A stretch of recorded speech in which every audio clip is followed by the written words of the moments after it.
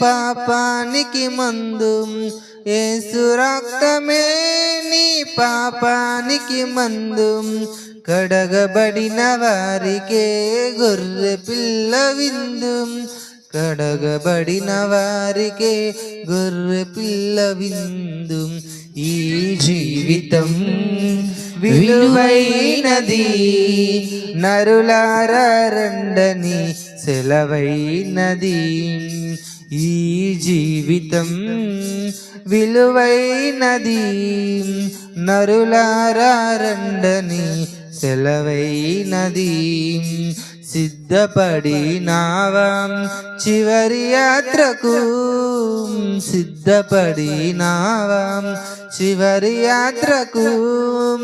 యుగ యుగాలు దేవునితో ఉండుటకు, నీ ఉండుటకు.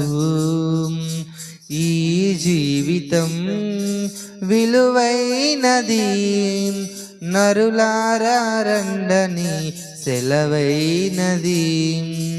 ఈ జీవితం విలువైనది, నరులారా రండని సెలవైనది, దేవుని సెలవైనది. హల్లెలూయా, హల్లెలూయా.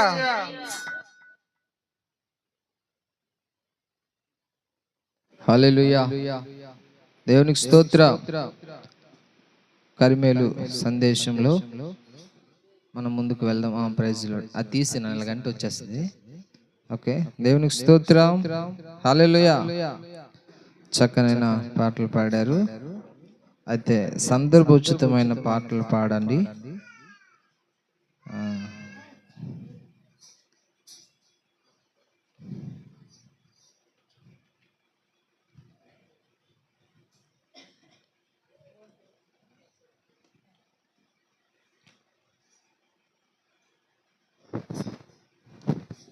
హల్లెలూయా.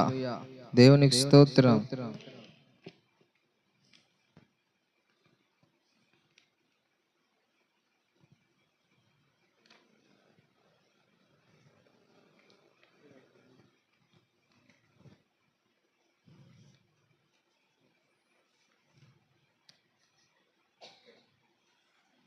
మార్కు సువార్త పరిశుద్ధ బైబిల్ గ్రంథములో నుంచి మార్కు శుభవార్త 8వ అధ్యాయము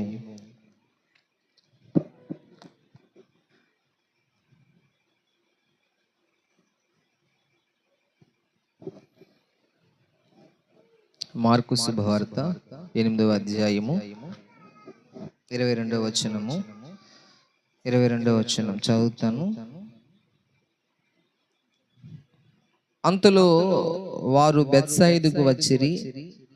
అప్పుడు అక్కడి వారు ఆయన యొద్దకు ఒక గ్రుడ్డివాణ్ణి తోడుకొని వచ్చి వాణ్ణి ముట్టవలనని ఆయనను వేడుకొనిరి. ఆయన ఆ గ్రుడ్డివాణిని చేయపట్టుకుని ఊరి వెలుపులకి తోడుకొని పోయి వాని కన్నుల మీద ఉమ్ము వేసి వాని మీద చేతులుంచి నీకేమైనను కనబడుచున్నదా అని వానిని అడుగగా వాడు కన్నులెత్తి మనుషులు నాకు కనబడుచున్నారు, వారు చెట్ల వలె నుండి నడుచున్నట్లుగా నాకు కనబడుచున్నారని. అంతటా ఆయన మరలా తన చేతులు వాని కనుల మీద నుంచగా వాడు తేరు చూచి కుదర్చబడి సమస్తమును తేటగా చూడసాగాను. అప్పుడు యేసు నీవు ఊరిలోనికి వెళ్ళవద్దని చెప్పి వాని ఇంటికి వానిని పంపివేశాను. ప్రార్థన చేసుకుందాం. ప్రేమ కలిగిన మా కన్న తండ్రి, పరిశుద్ధుడా నీకు వందనాలు. సకల ఐశ్వర్యములకు కారణభూతుడా మా ప్రియ పరలోకపు తండ్రి, ఒకసారి నాతోను మాతోను ఈ బుధవారపు కరిమేలు ప్రార్థన దినాన్న ప్రభు నీ సన్నిధిలో ప్రార్థించడానికి వచ్చిన మాతో మాట్లాడమని, నాతో మాట్లాడమని, అందరితో మాట్లాడమని, నాకు కనబడండి, మాకు కనబడండి, అందరికీ కనబడమని నీ వాక్య ప్రత్యక్షతను మాకు అనుగ్రహించమని యేసు పరిశుద్ధ నామములో స్తుతించి ప్రార్థిస్తున్నాము తండ్రి. ప్రభువునందు ప్రియమైన దేవుని బిడ్డలారా, సమస్తమును తేటగా మన కనులకు కనబడాలి. దేవునికి స్తోత్రం. హల్లెలూయా. సమస్తమును మన కనులకు తేటగా కనబడాలి. కనబడకపోతే ఏమవుతుంది? మన కనులకు సమస్తమును చక్కగా కనబడకపోతే ఏమవుతుంది? తడువులాట. కన్నులకు ఏది కనిపించకపోతే ఏమవుతుంది? మనకి ఇబ్బంది పడతాం, తడువులాట పడతాము. అనుకున్న గమ్యానికి కానీ అనుకున్న ప్లేస్ని కానీ మనం చేరుకోలేము. మనం అనుకున్నట్లు బ్రతకలేము, ఆనందించలేము, సంతోషించలేము. మీరు ఎవరినైనా పుట్టి గుడ్డివారిని అడగండి, వారి కనులు కనిపించవు కదా, వాళ్ళకి ఒకసారి కలిసి అయ్యా మీకు చాలా ఆనందంగా ఉంది కదా ఈ తాజ్మహల్ చూసి అని అన్నారు అనుకో, వాళ్ళు అంటారు ఏం తాజ్మహల్ అండి, అందరూ బాగుందని అనడమే కానీ ఒకసారి కూడా మేము ఆ తాజ్మహల్ చూసేది లేదు. మరి తాజ్మహల్ చూసేది లేకపోతే ఆనందం మాకు ఎట్లా ఉంటుందండి అని ఏమంటారు? తిరిగి బాధతో సమాధానం ఇస్తారు. అంటే కనులు కనబడకపోతే సంతోషం ఉండదు, దేనిని మనం చూడలేము, కనులు మనకు కనబడకపోతే. అందుకే మన శరీర భాగాలలో కన్ను చాలా చాలా అవసరం. దేవునికి స్తోత్రం. హల్లెలూయా. ఈ బాహ్య నేత్రాలు మనకు చాలా స్పష్టంగా కనబడాలని చిన్న పొరస్తే చాలు ఆపరేషన్ చేసుకుంటాం. ఏమండి, చిన్న కంటికి ఏదైనా కనబడకపోతే చాలు. మరి స్త్రీలైతే చాటలో బియ్యం వేసి ఆ బియ్యాన్ని ఏరుతున్నప్పుడు రాళ్ళు సరిగ్గా కనబడ, అప్పుడు వీళ్ళేం బాధపడతారంటే భర్తతో తిట్లు కాస్తారు. ఏమే ఇట్లా గుండబెట్టి రాళ్ళు కనబడుతున్నాయి, చూసుకోవు, కళ్ళు కాకలెత్తుకెళ్ళాయా అని అంటాడు. ఆ భయానికి అందరు స్త్రీలు అలాగే, కానీ రూతమ్మ పేరు చెప్తున్నారు. రూతమ్మ అది మరీ భయం, తన భర్త ఏమంటాడని. అంటే ఎందుకు అంత జాగ్రత్త అంటే స్త్రీలకు ప్రతి విషయంలో కూడా జాగ్రత్త. అలాంటిది చూపే లేకపోతే ఎంత ప్రమాదం అండి. కన్నులు లేకపోతే చాలా ఇబ్బంది పడతాం కదా. అది ఇప్పుడు నేను మనకి కనిపించే ఈ భౌతికమైన కనులకు ఏ పొరగలిగితే ఆపరేషన్ చేసుకోవడానికి పరిగెడతాము, లేకపోతే మన కనులు సరిగ్గా కనబడకపోతే స్పెట్స్ పెట్టుకుంటాం,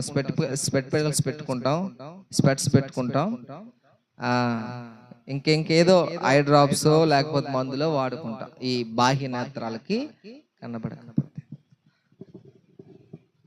కానీ ఒక విషయాన్ని మీకు ఈరోజు చెబుతున్నాను. ఈ బాహ్య నేత్రాలు ఈ కనులకు ఏదైనా కనబడకపోతే ఎంత ఇబ్బంది ఫీల్ అవుతున్నావో, ఎంత బాధపడుతున్నావో, అట్లాగే ఈ బాహ్య నేత్రాలు కాకుండా మనకు ఆధ్యాత్మికమైన మనోనేత్రాలు కూడా ఉంటాయి. దేవునికి స్తోత్రం. హల్లెలూయా. భౌతికంగా మనకు కనబడేవి ఈ కనులైతే, ఈ కనులు కాకుండా వేరొక నేత్రాలు ఉంటాయి. ఆ నేత్రాలనే మనోనేత్రాలు అంటారు. దేవుని స్తోత్రం. ఈ మనోనేత్రాలు బయటకు కనబడవు, లోపల ఉంటాయి. ఈ తలకాయలో, ఈ మస్తిష్కములో ఈ మనోనేత్రాలు ఉంటాయి. ఆ మనోనేత్రాలు కరెక్ట్గా పని చేయాల. దేవునికి స్తోత్రం. ఈ బాహ్య నేత్రాలు పని చేయకపోతే నీ భర్త తిడతాడని భయపడుతున్నావు, తన్నుకొని పడిపోతానని భయపడుతున్నావు, వంట చేసుకోలేని భయపడుతున్నావు, రాళ్ళలో బియ్యం ఉన్నాయని భయపడుతున్నావు. ఈ కన్నులకు, ఈ భౌతికమైన కన్నులు ఎన్నాళ్ళు ఉంటాయండి? నువ్వు బ్రతికినంత వరకే ఉంటాయి. అవి నీతో పాటు మట్టిలో కలిసిపోతాయి. ఈ భౌతికమైన విషయాలు నీకు తేటగా కనబడాలి, స్పష్టముగా కనబడాలి, నేను చూడాలనే ఆశతో పొరలు కలిగిన వారు సైతము కళ్ళాపరసం చేసుకుని లోకాన్ని చూడడానికి ఇష్టపడుతున్నారు, తాపత్రయపడుతున్నారు. కారణం ఏంటి? కనుదృష్టి బాగా కనబడాలని. భౌతికమైన కనుదృష్టి కోసము ఇంత ప్రయత్నం చేస్తున్న మనము అవండి ఆధ్యాత్మికమైన మనోనేత్రాలు, ఆ మనోనేత్రాలకు ఏమండి గుడ్డితనము లేకుండా స్వచ్ఛమైన చూపు కనబడితే అప్పుడు ఎట్లాగుంటుందో, అప్పుడు ఎట్లాగుంటుందండి? సంతోషం. దేవునికి స్తోత్రం. భౌతికమైన నేత్రాలకు అంత కనబడితేనే కదా సంతోషం, అంతే కదా. గుడ్డోడి దగ్గరికి వెళ్ళి ఏమడిగాం? బాబు తాజ్మహల్ ఎంత అందంగా ఉంది బాబు అని అడిగా. ఆడేం నీ బొంద బాబు, నాకేం తెలుసు అది తాజ్మహలో లేకపోతే మట్టి గోడలు, నాకేం తెలుసు, నా కళ్ళు కనబడడం లేదు కదా. గుడ్డోడికి వజ్రం ఇచ్చామనుకో, అది వజ్రమా లేకపోతే రాయా, ఆడికి ఏం తెలుస్తుంది? కళ్ళ పడవు కదా. కానీ ఈ భౌతికమైన కనులు, నేత్రాలు నీకు ఉన్నా లేకపోయినా, దేవునికి స్తోత్రం, బాగా స్పష్టంగా చెబుతున్నాను వినండి. భౌతికమైన ఈ కనులు, ఈ నేత్రాలు మనకు ఉన్నా లేకపోయినా పర్వాలేదు, దాని వలన ప్రమాదం లేదు. కానీ ఈ కనులు కాకుండా మనోనేత్రాలు అనే ఉన్నాయి. దేవునికి స్తోత్రం. ఆ మనోనేత్రాలట మనకు వెలిగింపబడాలి. దేవునికి స్తోత్రం. ఎఫెసీ పత్రిక మొదటి అధ్యాయము, ఎఫెసీ పత్రిక మొదటి అధ్యాయము 18వ వచనం చదువుదాం. కొంచెం చదివి సహకరించండి. ఎఫెసీ పత్రిక, ఒక్క నిమిషం. ఎఫెసీ పత్రిక మొదటి అధ్యాయము 18వ వచనం చదవండి. మరియు నీ మనోనేత్రములు వెలిగింపబడినందున దేవునికి స్తోత్రం. మరియు మీ మనోనేత్రములు వెలిగింపబడినందున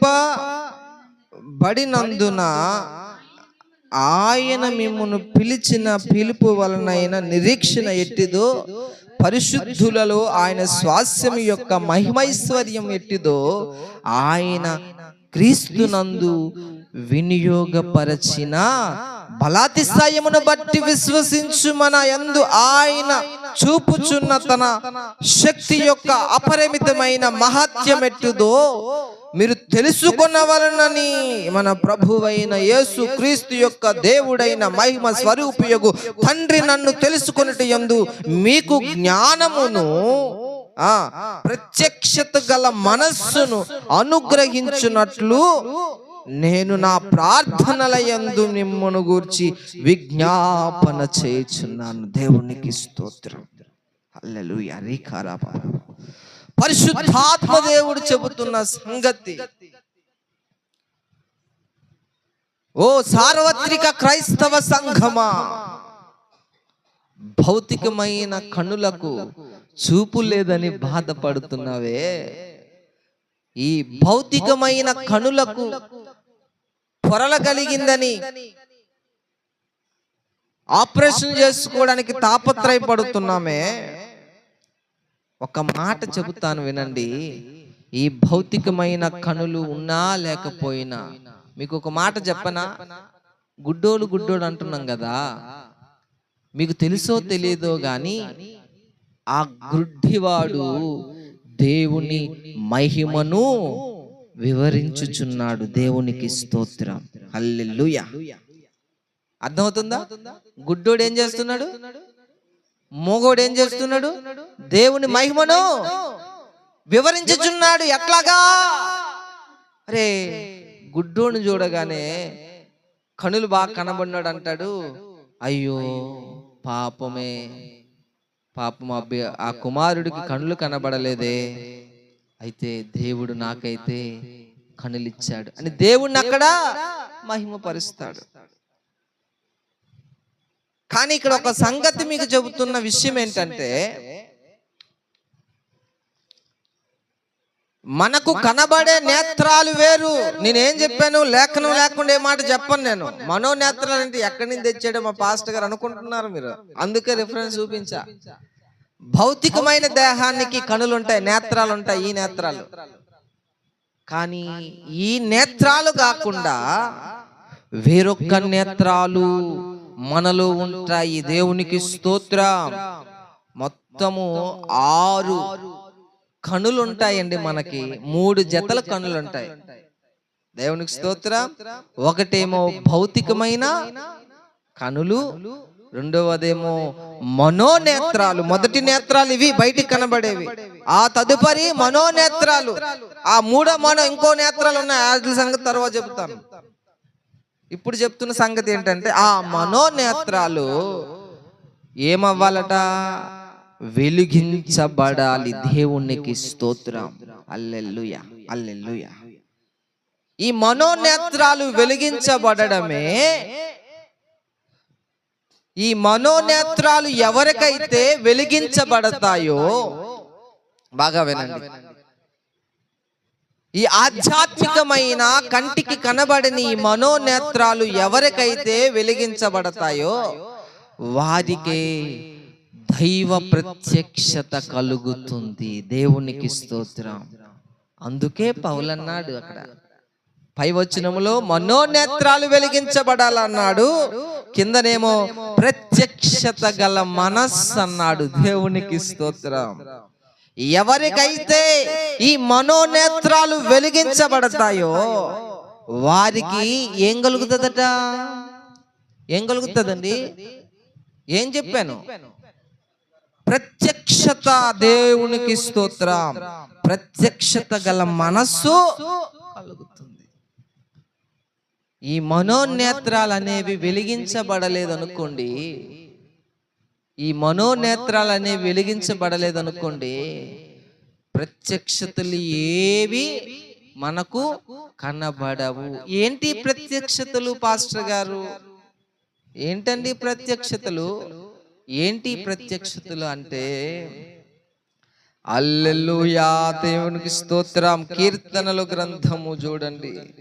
కీర్తనల గ్రంథము 119వ కీర్తన. దావీదు మహారాజు రాసిన కీర్తనలు 119వ కీర్తన. అందరికీ తెలిసిన కీర్తన అండి ఇది. చాలా పెద్ద కీర్తన. 119వ కీర్తన 18వ వచనం. 119, 18 చదవండి అమ్మా. అమ్మ బాగా చూడండి నా బిడ్డలారా, బాగా ఆలకించండి. చదవండి అందరు, చూడండి అక్కడ. నేను నీ ధర్మశాస్త్రమునందు ఆశ్చర్యమైన సంగతులను చూచునట్లు నా కన్నులు తెరువుము. దేవునికి స్తోత్రం. హల్లెలూయా. దావీదు ఎంత చక్కని మాట అన్నాడండి. నా కన్నులు తెరువుము. ఏం కన్నులండి? ఏం కన్నులు అనుకుంటున్నారు? ఈ కన్నులు కాదు. ఆ కన్నులు దేవుడు తెరిచేదేంటి? మనమే తెరుచుకోవాలా. దేవునికి స్తోత్రం. హల్లెలూయా. ఏ కన్నులు? ఈ భౌతికమైన కన్నులు దేవుడు వచ్చి తెరుస్తాడా? మా జయమ్మకు దేవుడు ముయ్యక్కర్లే, ఆమె మూసుకుంటది కన్నులు. దేవునికి స్తోత్రం. ఈ భౌతికమైన కన్నులు ఎవరండి తెరుస్తారు చెప్పండి? మీరు స్పందించాలండి. స్పందించితేనే నేను తొందరగా ముగించేస్తాను. ఈ భౌతికమైన కన్నులు ఎవరు తెరుస్తారు? మనం తెరుచుకుంటాం. ఇప్పుడు నువ్వు ఏది చూడాలన్నా దేవుడు వచ్చి తెరుస్తున్నాడా? నువ్వు చూస్తున్నావా? ఇది చూస్తున్నా నేనే. దేవుడు తెరట్లే కదా. నా కన్నులను తెరువమన్నాడు కదా దావీదు భక్తుడు. ఏ కన్నులు? వీళ్ళందరూ చాలా మంది ఏమనుకుంటున్నారంటే కన్నులు తెరువమంటే ఈ కన్నులు ఆయన ఎందుకు తెరుస్తాడు బాబు? ఈ కన్నులు ఎవరి కన్నులు వాళ్ళే తెరుచుకోవాలా. దేవునికి స్తోత్రం. నీ కన్నులు నువ్వు తెరుచుకుంటావు, దావీదు కన్నులు దావీదు తెరుచుకుంటాడు. కానీ నా కన్నులు తెరువమని ఎవరిని అడుగుతున్నాడు? దేవుడిని అడుగుతున్నాడు. అంటే దేవుడు తెరిచే కన్నులు ఉంటాయి. దేవునికి స్తోత్రం. ఆ కన్నులే మనోనేత్రాలు. దేవునికి స్తోత్రం. హల్లెలూయా. ఈ మనోనేత్రాలు అనేవి వెలిగించబడాలని పౌలు భక్తుడు చెబుతున్నాడు. అక్కడ ఎక్కడ? ఎఫెసీ పత్రికలో. ఎఫెసీ సంఘానికి ఏం చెప్తున్నాడు? మనోనేత్రాలు వెలిగించబడాలి. ఆ వెలిగించబడితేనే ప్రత్యక్షత గల మనస్సు వస్తుంది, ప్రత్యక్షతలు వస్తాయి. దావీదు కూడా ఏమంటున్నాడు? నా కన్నులు తెరువుము. ఏ కన్నులవి? భౌతికమైన కన్నులు కాదు, మనోనేత్రాలు. దేవునికి స్తోత్రం. ఎందుకు తెరవాలండి ఆ కన్నులు? ఎవరు తెరవాలి? మన మనోనేత్రాలు ఎవరు తెరవాలండి? దేవుడు తెరవాలి. దేవుడు తెరిస్తే ప్రత్యక్షత కలుగుతుంది. తెరవకపోతే ప్రత్యక్షతలు కలగవు. ఆ ప్రత్యక్షతలో ప్రధానమైనది ఏంటో తెలుసా? క్రీస్తు యొక్క సువార్త. దేవునికి స్తోత్రం. ప్రత్యక్షతలో ప్రధానమైనది ఏంటి? క్రీస్తును గుర్చిన సువార్త. ఆ ప్రత్యక్షత మానవ నేత్రాలకు, మనోనేత్రాలకు ఏమండి తెలియబడకుండా ఈ యుగ సంబంధమైన దేవత వారి మనోనేత్రములకు గ్రుడ్డితనము కలుగు చేసిందంటాడు పౌలు భక్తుడు. దేవునికి స్తోత్రం. గ్రుడ్డితనం కలుగు చేసిన వాడెవడు? ఈ యుగ సంబంధమైన దుష్టుడు. ఆ కనులు తెరిచేవాడెవరు? విశ్వనాథుడు. దేవునికి స్తోత్రం. మనోనేత్రాలు వెలిగించేవాడు దేవుడు. ఆ మనోనేత్రాలను మూసి ఉంచే గుడ్డితనం కలుగు చేసేవాడు ఎవడు? దుష్టుడు, సాతానుగాడు. ఆడు యుగ సంబంధమైన దేవత.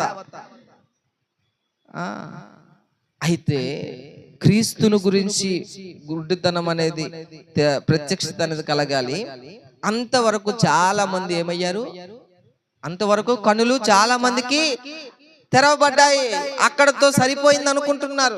యేసయ్యను తెలుసుకుంటే చాలు. ఎవరిని తెలుసుకుంటే చాలు?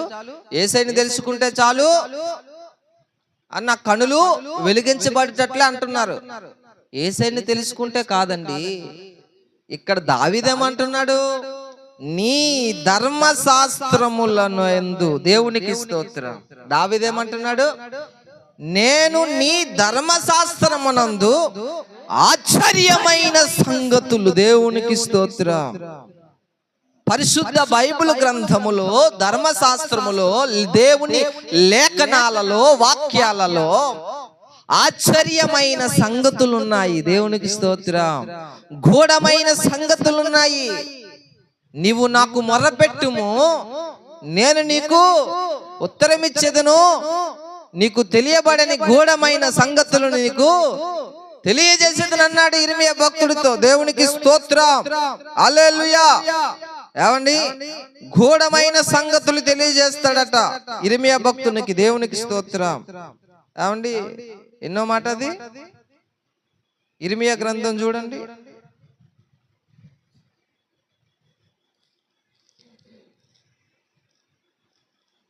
ఇర్మియా గ్రంథంలో ఈ మాట మీకు అందరికి తెలుసా? ఉందని తెలుసు కదా. దేవునికి స్తోత్రం. హల్లెలూయా. ఎక్కడుందో కాస్త సాయం చేస్తారా?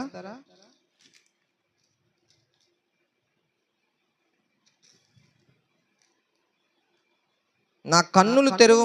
అదే నీవు గ్రహింపలేని గొప్ప సంగతులను, గూఢమైన సంగతులను నీకు నేను తెలియజేసేదని అన్నాడు. దేవునికి స్తోత్రం. ఎవరన్నారు?